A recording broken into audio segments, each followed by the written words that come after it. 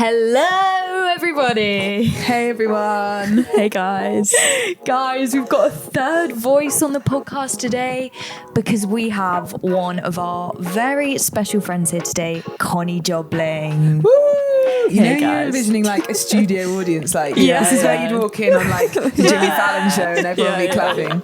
Sadly, we don't have that here. No, it's okay. We'll remake it later. Yeah, just pretend to Connie at home. Everyone's like, what? No way, Connie Jobling. Guys, Connie has actually been involved in the It's Not Just You podcast content for a while. Since the beginning. So from Rach days. So from Rach days, if anyone What a remembers. time. Yeah. What an era. Whenever we were uploading, you know, some lovely, well-shot photos, Connie was indeed the woman behind the camera. Can I Yeah. just say though, it's one of those things where you look back and you go, you know when you look at like an old piece of work or old photo and you go, ooh, definitely improved. Don't worry, we have But that. at the time you think, oh, that's sick. That's me and Soph to every video Yeah, on our yeah, YouTube channel. But like, Even you the look, video last yeah. week. Oh gosh. Oh, it's so classic. You look at it and you're like, ooh. Yeah. Yeah, but at the time, yeah, Anyway, it just shows it's great. progress, doesn't it? It does. Humble beginnings. We're always growing. And today is very special because you've become in front of the camera. Yeah. You've come from behind to the front. I get to sit on the Sofa and Rach sofa. Yeah. It's a uniquely made sofa that we had bespoke for the studio set. For the set. Yeah. And Jokes, it's not, it's from Facebook Marketplace. it's a lovely sofa though, isn't it, Oh, everyone? it's very Oh, comfy. lovely. Shout out Facebook Thank Marketplace. you. Sliding the goods. So it's a big day, isn't it? Yeah. Because Con is here. And guys, today we are just going to launch straight into our episode. And Yes. that is because we are talking all things dreams, vision, big picture thinking. Yes. And there is no better person to speak into that than Connie Jobling. Yeah. Which is why she's here. As in, it's great that she's here, but we've specifically brought you here today, Yes. Connie, to speak about that because Thank you. you've got a great story to share. She does. And today's topic is, it's not just you who... Has big dreams that they want to pursue. Ooh, I like the tag team there. We got there. Yes. I just saw a look in Rachel's eyes, like she doesn't know what it What is. is No, this? I forgot what it are was. we doing? So yeah, we're going to hear Connie's story today. So to start, Cons, just tell us, what do you do now? Who are you? What does life look like for Con? Does life look day in the life of Con? Okay, so where to start? I guess I'm a creative, Come on. photographer. Come on. Right now, I work for a company called Flight Story, which is home of lots of podcasts like Diary of the CEO, Stephen Bartlett, Beginning End, which is Davina McCall, We Need to Talk, Paul Brunson. And I work in marketing, social media. That's my life at the moment. So pretty flipping cool. Honesty. Pretty flipping cool. Pretty fun. It's we cool. we saw Connie yesterday, went out for a drink, and I was literally just like, 'cause she works on these podcasts where they have like, you know, guest celebrities coming on, and I was like, so you've met Talisa on Paul's podcast, which I sometimes will listen to and watch. I'm like, so you've met Talisa? She's like, yeah. You met Cher Lloyd? I'm like, yeah. Cher Lloyd. Have you seen that? Sorry, side note. Have you seen Yeah. the Cher Lloyd video? The Cher Lloyd by Cher Lloyd. Cher or Lloyd, something? yeah. No? You know the As in, video which one where- of yours? Yeah, when That one? the little kid comes in. No, sorry, the kids and the mum comes in. It's like, Yeah. we're singing Cher Lloyd by Cher Oh. Lloyd. Yeah. my And then the mum comes in gosh. and says, Which one of... Oh, Yeah. yeah. Yeah. I thought she had a mind blow. She's Yeah. like, which one of yours has done it? Oh my Yeah. gosh, did she Yeah. talk about that on the pod? "Yeah, we showed it to her." That's funny. Yeah, we did a little reaction piece. Anyways, that was Yeah. the side Anyways, note. that was funny. Anyway, basically, guys, Connie has a really cool job. So we were grilling her about it yesterday, but we wanted to rewind and kind of go back to, because you've worked there for 4 and a bit months. Okay, yeah. So this is new. It New is. to you. It's new. But we were like, let's rewind, go back to where it all began. How Where did it all this began. come into fruition and all happen for you? So you start where you want to start. Where to start?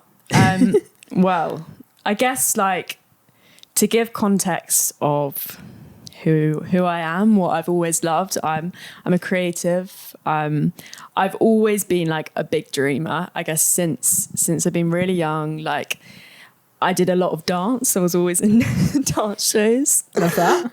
What kind of dance are we talking? Ballet. That was my thing. No jazz. No. I was envisioning like tap dancing. Yeah, I dabbled in that too. I was envisioning like jazz modern.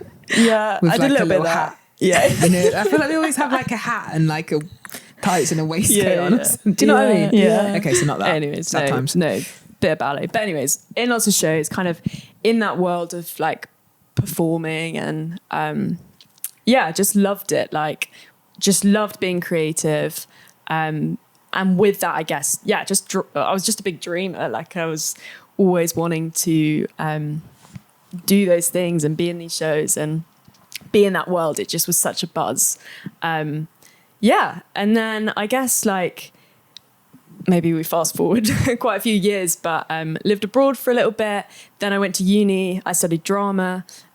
So again, kind of still in that world, still in the sort of performing arts route. So I guess going down the career trajectory of like, I'm going to go into acting, performing. But alongside that, always just like pursuing my creative projects. And I guess something to say is like, I can't sit still and I am a doer and I've always been a doer. And whoever I've lived with, whether it's my housemates, my family, like they know that. I don't just like sit and watch TV. I just can't. I'm always kind of got a little side project going or editing photos or doing something. But I think that's probably played a part in just like who I am today. I think it's this build up of just like different sort of skill sets, like creative outlets and projects that I've just like, it's given me a lot of life and purpose. I think like it's just doing these things because I love it. So where was I? Uni, did drama, then kind of hit this moment of what's next, I guess, like when you're at uni and that everyone asks you that question, like, what are you doing? Like, what's next?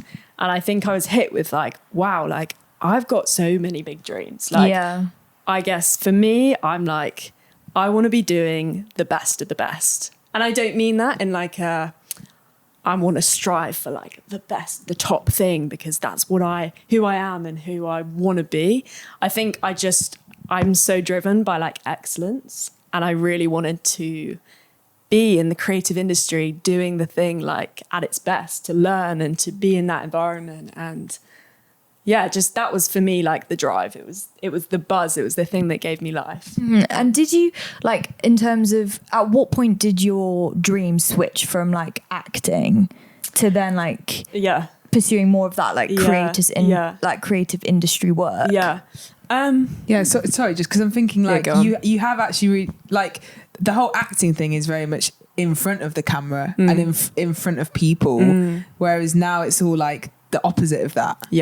So you know what, I haven't really thought about it that much. I think I always like wanted to be sort of in that world. I think that was the thing. I was at uni, I was like, you know, doing like studying drama, doing kind of performance-based work, but actually like what for me I loved was the creative world that existed around that. And I think the more I did the photography stuff and the video and design, I realized like, oh, there's so many avenues of creativity that I really enjoy. And I think naturally there was just some kind of progression of a different way that it was sort of away from performance, but it just looked different. But I would say like the things that I learned at uni and the skill sets and the people skills and all of those things, like all contributed to the things that I was doing behind the camera. Okay, that makes sense. Okay, so you graduate, what's next? What were the steps, I guess, you then took? So I guess at that point I was like, oh, I really like, how do I go from this point where I've got my degree to I want to be doing the thing. I want to be doing the thing that I love. And so I ended up working for my church, working for the kind of creative department, the comms, doing social media marketing, but just getting so much experience, and it like taught me so much. But alongside that, I was doing a lot of freelance work. And like, I know these guys used to I was going to say live, but we didn't ever live together, but we used to, anyways. And like even just being around like friends that was super creative, like we did so many just like projects together, or like one of our friends set up like a candle business and I helped her like design some stuff, and the other friend doing like an interior design, and these guys doing this podcast. And like it was just sort of a time of just like learning and like developing these skills and like collaborating. Thank you. as a team, and just like building stuff, but like for fun. And it was just such a good time, you know. Yeah, and I think that's like quite key. I think I've always seen in you, like you were working, but you always, I guess, like you mentioned earlier, were doing and kind of thinking a bit more widely, or like, oh, actually, I'm going to work on this creative project out of work just because I love it. But actually then led to like the creation of, I guess, like a portfolio outside of kind of just your everyday job, which I think is quite key, isn't it? When you're trying to pursue a bigger dream or a bigger like vision for your life. Okay, I'm actually going to be like proactive in this, and I'm going to like pursue creative ventures outside of just what I'm supposed to be doing in a 9-to-5. Do you know what I mean? Yeah, exactly. And I think for me, like, it was exactly that. It was getting home from work, continuing to build my portfolio, like working at the weekends. And, you know, I wouldn't always suggest like burning yourself out to like build a portfolio or doing the things, but also like it's acknowledging what's giving you life. And for me, it was like just a time and a season of just putting in that extra work 100%. Because like for me it's what mattered, and ultimately it contributes to something, and it gave me the purpose, like to do it. I think also though it's that it's reminding me like these things don't just come easy, and they do take hard work. And I'm sure there were times where, like you say, you were working on things with friends and it's like, oh, this is actually really fun, and you know, I've spent a Saturday doing it, but it's been great. And then there's times where you're like, oh, do I want to go and shoot that wedding in Gloucester that's 2 hours away for 12 hours? And you're kind of just like, well, actually, if I want to get better at photography, then I need to do it. And I'm going to meet people there, and then they might book me for their wedding, and da-da-da-da-da. So it's like kind of just grinding it out, really, isn't it? And putting in the work, which sometimes is fun, but sometimes is a bit just long. And like it requires hard work, but ultimately it's for something. Okay, so then what happened in that job? Or how long were you there? About a year, was it? I think it's like 1.5 years. Okay. So then was made redundant from that job, and I guess at this point just felt this moment of, okay, well, what's next? And I guess for me, like there are a few options. Like I could have kind of stayed in the world and the place, like geographically, of like where I was and friendships and sort of the community I was in. I could have stayed there and, you know, found another job or just continue doing freelance stuff. But for me, I think there was this deeper sense of like, there's something more, and there's something more that I'm not necessarily like chasing after. And there's like a step that I need to take, but it's a step that I have to take.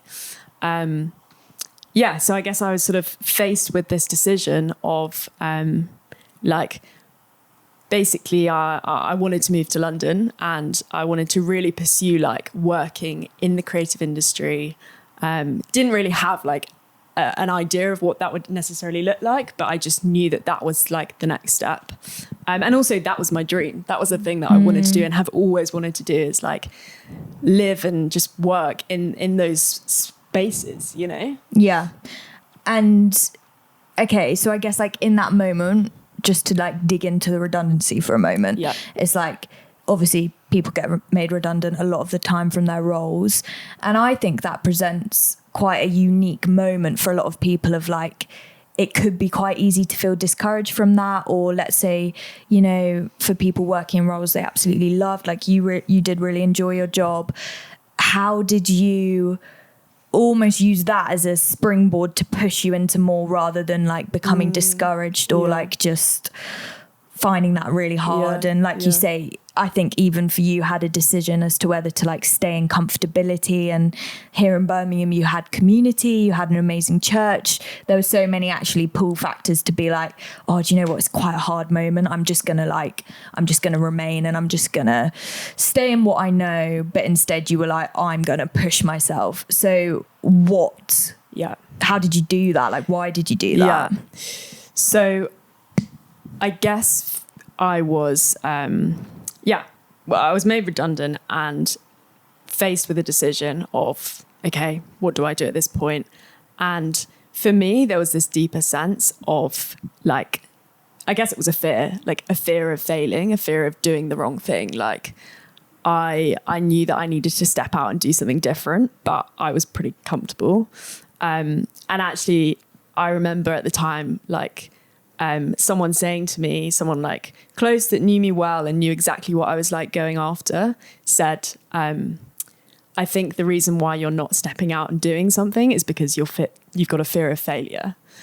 And something just like hit me and I was like, oh, like I'm scared. Like I know there's this deeper sense of like, there is something more, but I'm just like, I want to stay comfortable right now and I don't want to do it just in case it goes wrong. Like just in case it looks bad that I've gone after this thing and it's not quite worked. Or like I've moved to London, but I didn't get a job. Or like all of that combined was just, I guess I was scared. But at that point I knew what I needed to do was face the fear and just do it. And so for me, it meant quite literally saying, okay, I'm packing up my stuff and I'm moving to London. And quite literally in like a couple of weeks, that's what's happened. And I said goodbye to my friends. It was very emotional, but also it was the right step. And I moved to London, you know, arrived there, no job on the cards, like didn't really know what I was doing, didn't really know like loads of people, but yeah, it was the step and it was facing the fear and going, okay, like let's get over this fear of failure. Yeah. I think, I just think this portion of the story or your story is like such a good reminder that like good things coming out of hard times and when you're, you know, in a moment where you've just been made redundant and you're probably just questioning a lot of things, again it's that whole retrospective, like if you hadn't been made redundant, like would you still be in that job? Would you have on your own gone, oh, I think I need to leave and go to London and pursue this, when actually I think that was what you in some sense wanted to do anyway, or that was on the cards, but it's like it kind of gave you that push to do it. Yeah.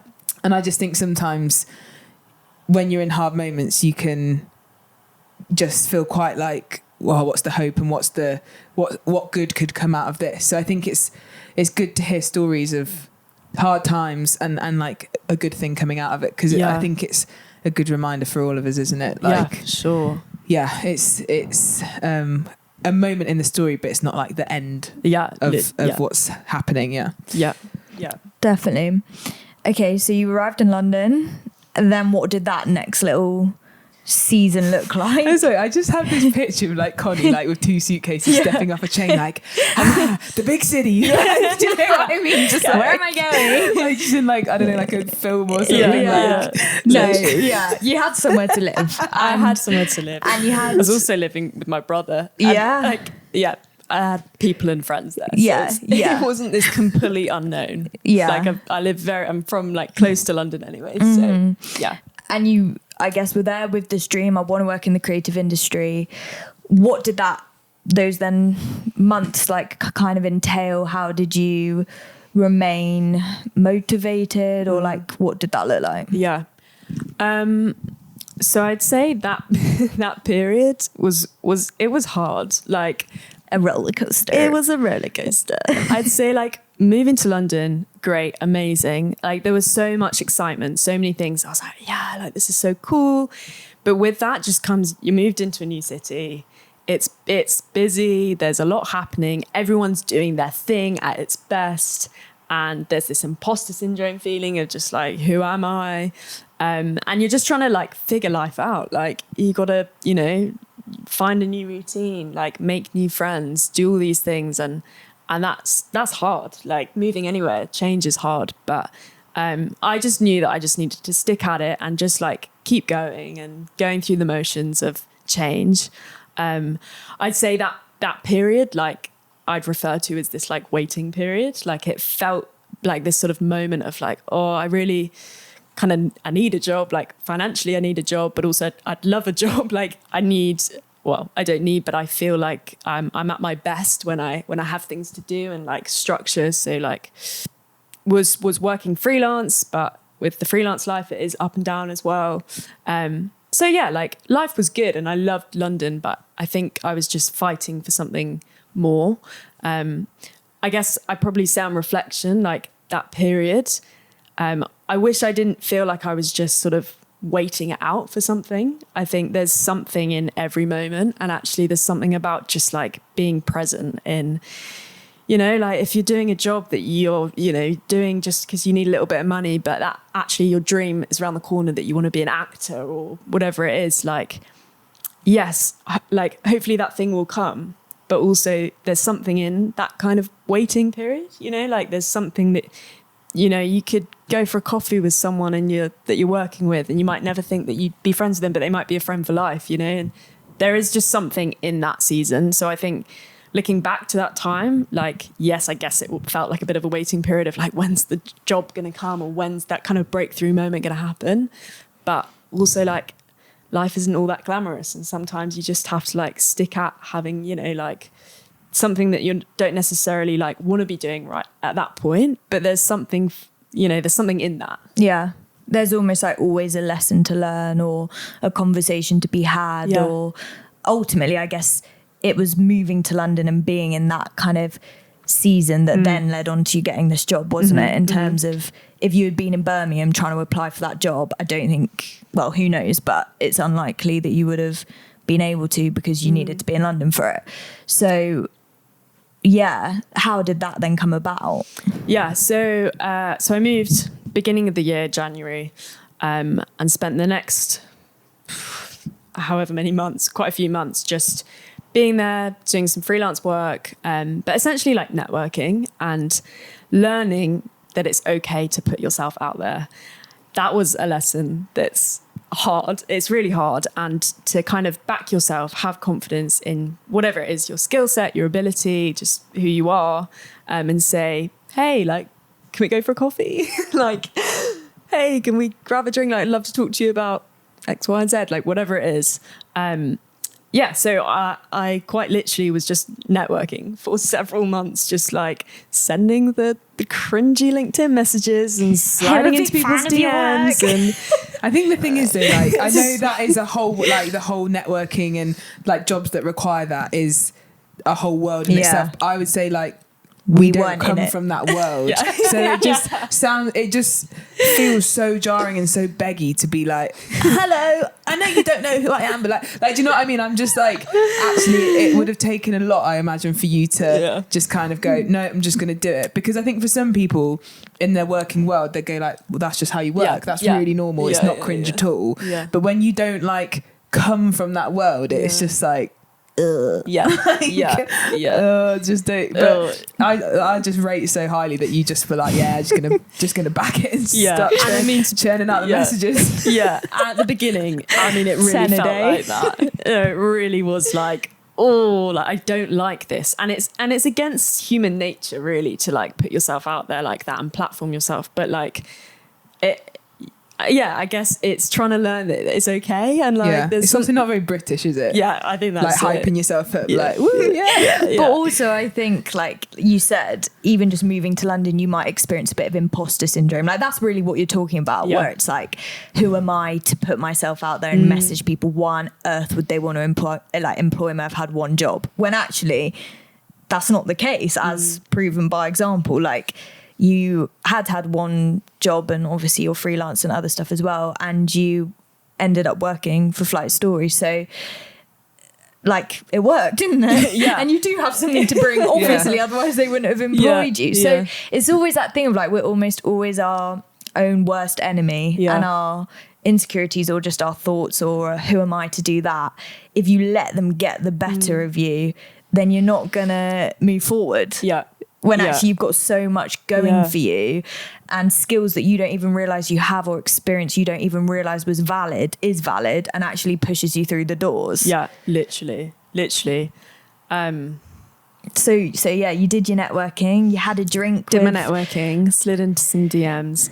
But to be honest, that period was just like meeting up with some people, like chatting to people on the phone, like 99% it was rejection. And again, it was like getting over that fear of rejection. Like some people, they don't want to talk to you. Like that's okay. You know, like some people don't have time. That's also okay. Like, but some people, that 1% that reach out and say, would love to, you know, like that's also like, it's great. Like, and I think what I realized is like so much of who we are and what we do is just built on relationships and like people love people. Like we want to connect with each other. We want to learn from each other. And that exists outside of a work context too. Like it doesn't all have to be, you know, when we say networking, it doesn't have to be this sort of work-based chat. Like, to be honest, what that actually is just meeting up with people and going like, hey, like, how's it going? How's your life? Like, what are you, who are you? What do you love? What do you not like? And I think, I learned to love the beauty of just meeting up with people that loved what they do. And it was a whole range of people that worked for big companies, for small companies, freelance, like, not working at all, people that just had experience or just, you know, had huge passions and they were dreamers and they wanted to share their dream. And I think there's a time and a place to just like give people that time to like talk about it. And I'm so thankful that people just offered to go for a coffee or a drink and sat and just like let me share my story and that I could then hear their story. I love that. It's just so powerful to like, that's really good. Share each other's stories. Yeah. So, the conversations, led to me meeting up with someone who actually works for the company that, I'm at and, went to another event, which was run by them and just a series of literally just meeting people that work there, led to me getting the job that I have now. Obviously after a series of like interviews and, all of that stuff. But yeah, I think at that point I realized like nothing had been wasted. I think in all of that time where I was building my portfolio, like even from the like uni days, like until like this point, like all of the conversations, all of those little connections, like ultimately, like it paid off in that way too. I think what I'm drawn to in your story is the kind of little steps towards the bigger thing. And I think sometimes, I don't know, I can imagine sometimes people just feel like, how do I get from where I am now to this massive dream that I have? And it just feels like unreachable. And I think the reality is it's just lots of small steps, isn't it? And like I said, even back to uni times, like just in your student house bedroom, like doing drawings on an iPad or whatever it was, like all that is like, you can't get to a level of excellence or where you are now without just chipping away and building those skills, can you? So I think you kind of just have to start somewhere and just keep going and being consistent, really. And it's like little daily habits. And I think there's a difference between sort of striving for something and burning yourself out as you do it. Like, let's not do that. Like, there's no point. Like, it's not good for you. But like, you know, small things each day, like just try it. Like if it brings you life, do it. Like if you're a designer and you want to, you know, get that job or whatever it is, but you feel like you don't have the experience, like just start somewhere, like build those connections, do those little things, like, it will have an effect ultimately. Yeah. And it's like you're saying, Soph, like you would have no idea kind of what the future holds or where you would end up. Like if someone told you last year around this time of year when you were made redundant that 1 year on you would be working for Flight Story, would you have predicted that? No. I honestly, no. I think I just would have laughed and be like, what? Yeah. Like, what? Yeah, it is wild. It's so wild. And that's again where it's like you have to kind of just keep going. And it kind of feels like you're walking in the dark and you're taking these little steps like we were saying, in kind of like a dark room where you're like, I can't, like, it's not like, oh, if I just work at this for a year, I'll get to go work at Flight Story. Like that's really never laid out for us in life, isn't it? Like if you just do all these things over 5 years, this is what will happen at the end of it. You don't really know, do you? So you kind of just have to it's like trust the process. Really. And what do you like love about that now, or like how do you feel? Like, do you feel like you've fulfilled a dream in that, or I guess in your process of kind of dreaming, believing, like where are you? Yeah, I mean, I love my job. I love the company. Like, it's just a company of people that are dreamers and creative, and going after this thing that it feels exciting. And I think for me, it's like, it's a company that's built on the foundation of just kindness. Like, people are just good people, and there's something about like encouraging each other's work. I think when you're creative, you do sort of hold your work quite tightly to yourself because it's an expression and an outlet of who you are. But the moments you give it to someone else, it feels quite vulnerable. So I really think that particularly in creative spaces, like, make sure you encourage people and you call out like why something is great and what you love about that. Because yes, it's you're talking to a person who is the eyes and the ears behind this creative thing. It's it's important, and I feel like I'm in a world that just exists, and that's how we function. It's really cool. It's really exciting. So I've realised at the start we should have mentioned actually what you do in your day-to-day life, because you say marketing, I don't really know what that means. I'm not in that learn. It's like when people say like, oh, I'm in consultancy. And I'm like, so cool, what the heck is that? So like, what's that? So what do you actually like do? Anyway, so like, what does a day, well, not maybe not a day in the life, but what does kind of some of the things that you'd be doing, what are you getting up to, how are you using those skills? Yeah, good question. So I guess my job kind of varies at the moment. It's very much like a startup. So you're pulled in all these different directions, but primarily I work in social media. So I help run some of the show's accounts and channels, help grow them. So do a lot of the photography side, so all the behind the scenes pictures and anything with the guests. But also, creating the content and sort of all sorts. But I feel like that sort of taps into interesting. Just all the different bits, the different outlets. Yeah. Okay, and I've just got two questions. This one doesn't need a long response, but just thinking in the trajectory of your future and dreams, and you know, what does the future hold for Connie Jobling? Like, do you feel at a point now where it's like, oh, I've had these big dreams and I've achieved them, or are you someone that's like, like I'm loving what I'm doing, but I'm still like a future thinker and dreaming, not in the sense of like next things, but where are you at in that process? Good question. I feel like for me, I'm such a futurist that like I'll always keep dreaming. So I think there's never a moment that I'll just sort of stop and probably go, I've done it. Yeah. Because there's always more, whether that is, you know, what I'm doing now or goes into something different. But I think that I'm sort of learning that that's also like a superpower, where you're like, if you're a dreamer, like keep dreaming, you know, like keep going after the thing. And I think there's essentially like a part where I'm like, I love what I'm doing, and that feels like a sort of an achievement in itself. Yeah. And you feel like, oh, 100%. cool, like I've achieved that dream. But also like there's more to that, you know, I've got other dreams and other things that I love, and and even just outside of work, isn't it? And like just dreams for your life. But I think that's really fascinating, because I know for me personally, I'm not an overly futuristic thinker. So like something that you've done for me as my friend is like call that out on me and encourage that.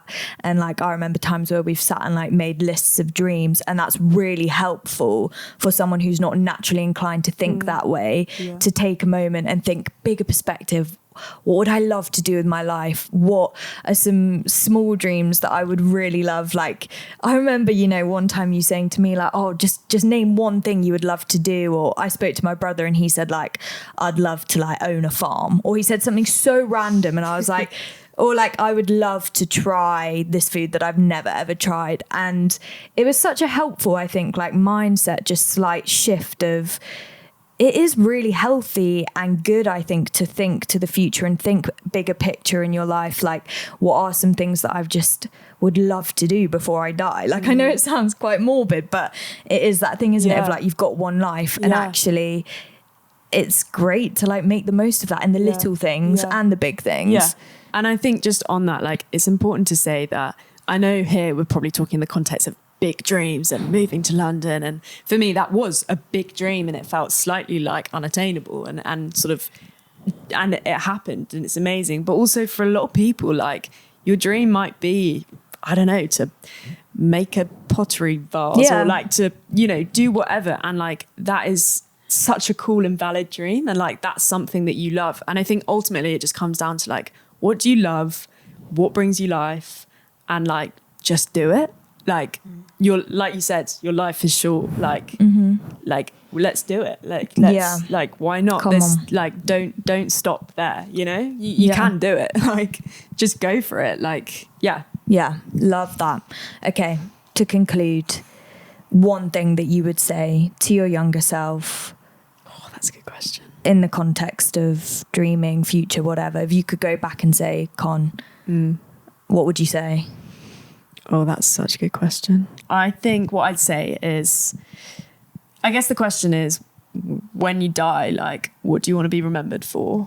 And I think about it often, and I think that ultimately, like, you're not going to be remembered for every reel that you post or every graphic that you make or every spreadsheet that you fill. Like, you're going to be remembered for the person that you are and how you've related to people and how you've built relationships and friendships and the way you've laughed and what you've brought. And I think that's what's important. And so, yes, right now we're talking about these big dreams and these big ideas of moving to London and getting these jobs, and it's all like seems glamorous, but like actually like what matters is like people. And so I guess to answer your question, like what I'd say to my younger self is like, regardless of whatever happens, like it's going to be okay, but just be present with the people that you're like with, and like just focus on like building relationship like with the people that are around you, because like that is what matters. And bring yourself, like bring your authentic self, like whether you're a creative, whether you're whoever you are, like bring that to the table, and that's so valuable. Like you're so unique, like everyone is unique, everyone has their own giftings, and there is a place for that in this world. So like bring it, and don't be afraid to bring it. Because it's so worth it. That's great. But I think also I'd say like what I'd say to my younger self is like just go for it. Like back yourself and surround yourself with people that are also championing you, because that's so important. Like people that believe in you, people that love you, like make sure those voices are in your life too, like pointing you into that direction to say, hey, just go for it. Like do that thing, like make that vase, or you know, go for that Lots job of vases being made. It's just the Pottery. only thing I can think of is because you got a cool vase over there. No, I love that. Yeah, and like for you to be that like maybe if you're not surrounded by those people, like to be that person in your friendship group, or like in your circles where you're actually setting the culture of, come on guys, like life's short, let's just grab it with both hands and like go for it. And calling that into, like you were saying, Rach, like Connie doing that for you, and then like actually you're probably going to now do that for other people. So yeah. Love it. There we go. That was amazing. Thank you very, very much for coming on the It's Not Just You podcast. I can't believe it. I'm in the seat. I'm on the sofa. Yeah, it's probably pretty similar to the studios you're working in. I wonder if a lot of people who listen just to the audio of our pod will now want to go and just have a little glimpse on, the visual, like, oh, who's this Connie? Like, you know, they're just hearing her voice, like, what she look like. I'm sure they will. I look like this. She looks lovely. Yes. All right. Thanks, Rach. Guys, thank you so much for listening. Connie, thank you for coming on. Thanks for having me. And we will see you in our next episode. We will. Bye, guys. Goodbye.